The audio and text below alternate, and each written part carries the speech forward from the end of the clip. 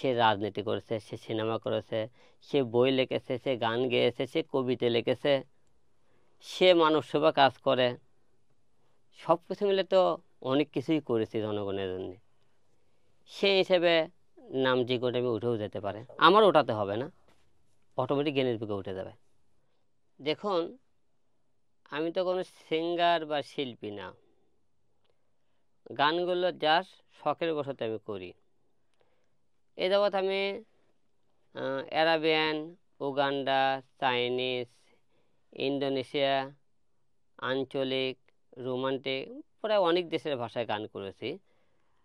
আমার আরও কিছু দেশের টার্গেট আছে, আমরা সেই গানগুলো করার টার্গেট করতেছি। মাঝখানে কিছু গান করা আমার বন্ধ ছিল, আমরা গান আবার নতুন করে আবার শুরু করেছি। কিছু ব্যতিক্রম কিছু গান দর্শক অনেক দিন ধরে গানে আবারও অনুরোধ করতেছে, ভাই আপনাকে গান পাইতেছি না ভালো ভালো কিছু, আমরা ট্রেন্ডিং কিছু গান শুনতে চাই। তাই আমরা বিভিন্ন দেশের কিছু ভাষায় কিছু গান আবারও টার্গেট করতেছি, করব। আপনি তো র্যাপ সঙ্গে গিয়েছেন এবং চাইনিজ ভাষার কোনো গান আপনি গিয়েছেন কিনা এখন পর্যন্ত? চাইনিজ ভাষাও গান গেয়েছি। চাইনিজ ভাষাও গিয়েছেন, তো আপনার দর্শকরা অনেকদিন আপনার কাছে গান শোনে না, কোনো গান দুই এক লাইন যদি আমাদের শোনাতেন। না, আমি নতুন কিছু গান লিখতেছি, আমি গানগুলো আপনাকে কিছুদিনের মধ্যে শোনাবো। কিন্তু গানগুলো আমার লাইনগুলো মুখস্থ নাই, একটু অন্য দেশের ভাষায় কিছু গানগুলো, সেই গানগুলো আমি হুটহাট করে বলতে পারবো না, কারণ শব্দগুলো খুব কঠিন।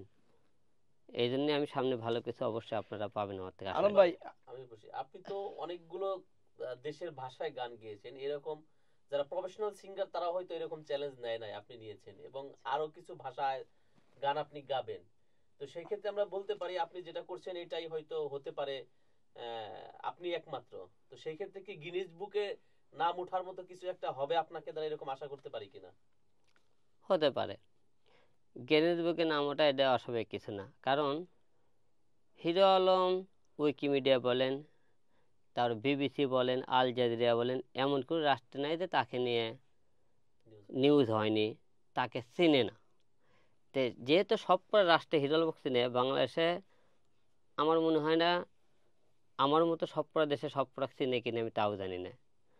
হয়তো অনেকে ফেসবুকে ইউটিউবে অনেকে ভাইরাল, হয়তো গান গায়ে, কেউ কমেডি করে, কেউ মনে করেন হলে যে কোনো ক্রাইম করে, কেউ মনে করেন হয়তো হট কিছু করে, এক একজন এক রকম ভাইরাল হয়েছে। কিন্তু বাংলাদেশের অনেক বড় বড় সুপার স্টার আছে, অনেক বড় বড় মনে করেন হলে যে সেলিব্রিটি আছে, কিন্তু আপনি একটা জিনিস দেখেন তো, জনপ্রিয়তা কয়জন আছে হিরো আলমের মতো দেখাইন। অনেক বড় বড় স্টার আছে, নায়ক আছে, নায়িকা আছে, কিন্তু যে লেভেলে দেখুক না কেন, হিরো আলমের যে জনপ্রিয়তা আছে সারা ওয়ার্ল্ডে, এটা কয়জন আছে দেখাতে বলেন তো সবাইকে। তার মানে আমরা বলতেই পারি পরবর্তীতে গিনেস বুকে নাম লেখাতে যাচ্ছে হিরো আলম।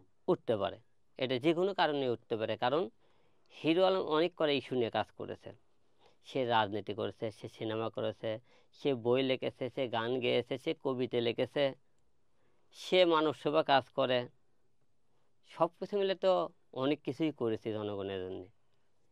সেই হিসেবে নাম যে কোনো টাইমে উঠেও যেতে পারে, আমার ওঠাতে হবে না, অটোমেটিক গিনেস বুকে উঠে যাবে। অবশ্যই অবশ্যই এই বিষয়টা খুবই ভালোভাবে দেখি, কারণ অনেকেই অনেক রকম মন্তব্য করে, কিন্তু আমি আপনার মন্তব্যটা মানুষের ভালোবাসা ধরে রাখার চেষ্টা করেছি, ভবিষ্যতেও যাতে এই মন্তব্যের কথা এবং কান না দিয়ে সামনে আর ভালো কিছু করতে পারি। সবাই দোয়া রাখেন আমার জন্য।